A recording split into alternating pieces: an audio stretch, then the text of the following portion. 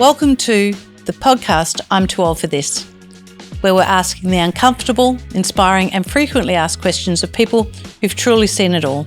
I'm Cath, your guide to explore the realities of getting older, with open conversations, no taboos and a good dose of humour. What's my 4-year-old grandson? What's his job going to be when he's 54? He probably won't have one. You can get up in the morning, generate something, and it'll happen. It'll do his job for him, and he'll just sit back and relax. Artificial intelligence, or AI, is almost on our doorstep. Cars are now electric, and the Matrix feels more like reality than fiction. So what does the future look like when you've lived through the past, present and future? Is the best truly yet to come? Joining me is Rob, our lively 75-year-old, with plenty of ideas about what's ahead, and Vina, who at 90 is always looking forward and never slowing down. So when you were young, what was technology like, if there was any at all, of course? Well, just radio. No TV. Oh, radio, yes, radio, not television. No of course. electric. We're pre-TV No electric. generation. No electric? Fridge. Wow. They were with petrol. Yeah, well, we had a fridge. But Not in my eye. I remember Younger. He's younger than technology was dreamt about. Yeah. And when I was a kid, I had comic books, and I was going to go to school on a jetpack. Yeah. I was going to ride to school on a jetpack with all my friends, highway in the sky. Astro Boy. Never happened. Astro Boy, never happened. But that sort of technology was in the imagination of other people. And now, of course, a lot of it's come into reality. And that's the scary bit. And the time that it's taken, the lack of time that it's taken for that sort of imagined technology to become real. Yeah, if you think about landing on the moon, which was late 60s, to now, wow, how things have changed. There are people alive today who only just, more or less witnessed flying. I mean, if you're 100 and something. Wouldn't amaze me at all. Yeah, well, if you didn't have electricity, you said, Vina. No, we had electricity. We didn't have fridges with electric. Yeah. It was in petrol. Yeah. Didn't that's exist. right. I remember there was Doesn't petrol fridges. And does it make you nervous now? Are you using technology much? I do, yeah. I mean, I've got a computer, a printer, I Skype, and I've used technology to the level that I feel I need to. I don't go and learn things I don't want to know about. So if I decide I want to know how to do something, I will learn how to do it, stop there. Yeah. My not really a fear, I guess it is a fear, is for my grandchildren. I've got 3 grandchildren, approximately 2, 4 and 6 years of age. And you think, what are they going to be doing in 50, 60 years' time? Are they going to have, things implanted in their heads? Well, they might, yeah. And just become automata. My mum's biggest worry, funnily enough, with technology, I may as well bring her into it, is, because she's in between your ages, is the banking online. Things like that really worry her, and scamming and being older and not knowing if she's missing something. Do you feel like that? Not in the banking, but I do it many things. For example, I can't buy anything online. I just can't. I don't know if it's going right. Is it too big, too small? Yeah. And everybody does and say it's fantastic. Well, to me. I do buy a lot online. Do you? And you feel confident doing it? Yeah. You get to know certain companies, certain processes that you are comfortable with. Yeah. Every now and again, if you find something, I really like that, and it's a surprise company, you've never heard of them before, you're best to look into it a little bit, do a bit of investigation. But I've got a little, not a trade going, but I actually buy things. Well, I buy things for other people. If somebody comes and says, I really want a whiteboard for my room, you go to the computer, there's hundreds of whiteboards. So you're the third-party broker. So I buy them, and nobody pays until it's in their hands. When you've got it, you pay me, and that's it. I think you should be putting a commission on that. Well, no. Well, I think I'm going to use my We've got a business opportunity going now. Whatever you need, let me know. and that doesn't frighten me. Does AI frighten you? Yes, AI frightens me because it can be very, very good and it can also be very, very, I think, evil.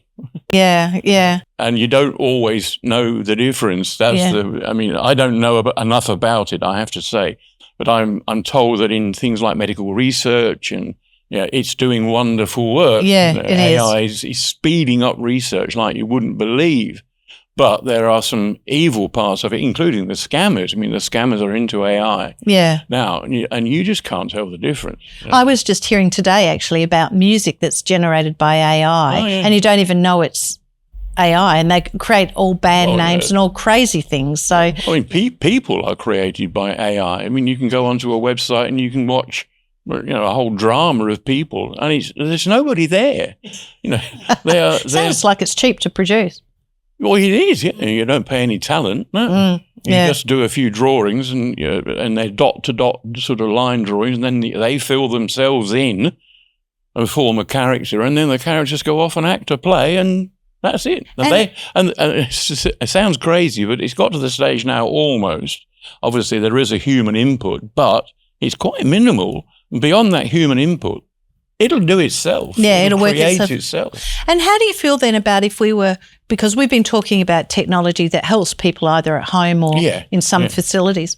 How do you feel about talking to someone who is a AI-generated person if we were, helping you to remind you to get up in the morning or some of those things?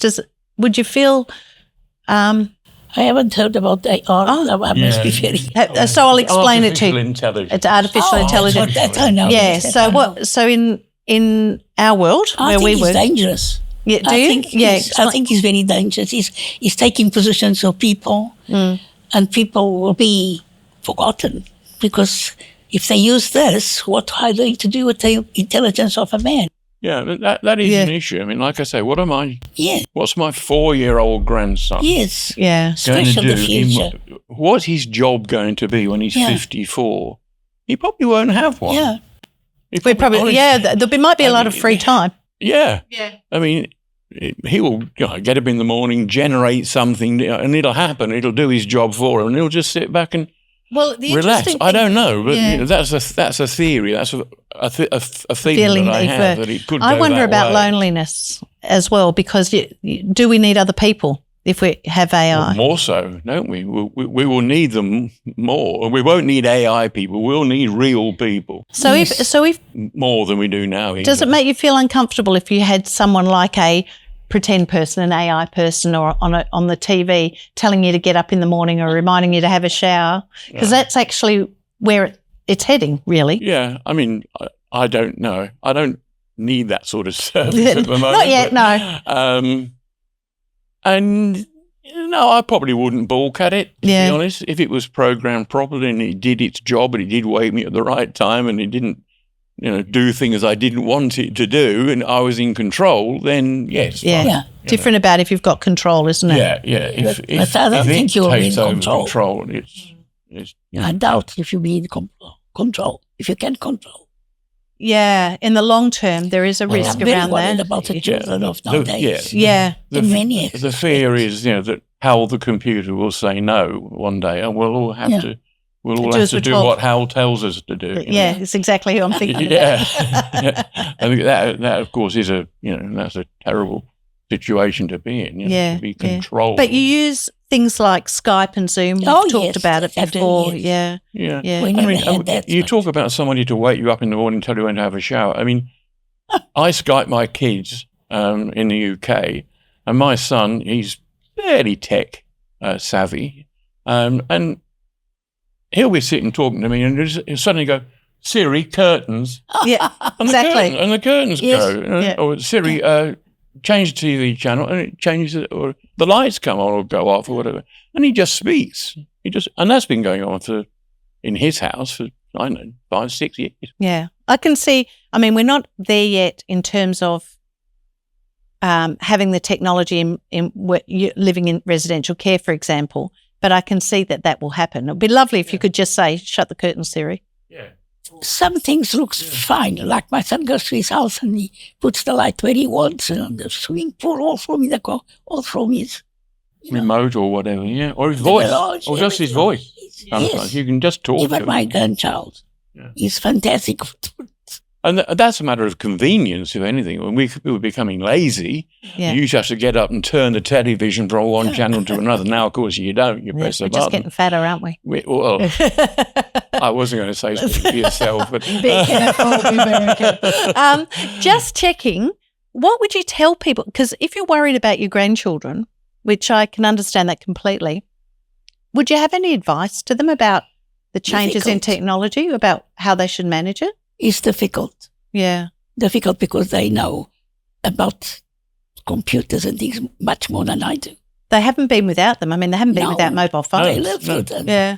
And I think that is a wrong thing to the parents, giving very early iPhones and things like that to a child of 4. I can see babies playing already on a computer. I mean, it's ridiculous. It's really bad. I think it's bad for the child. Mm. Mm-hmm. I think there's an issue there. I mean, parents do have a role, and they will have a role in the future.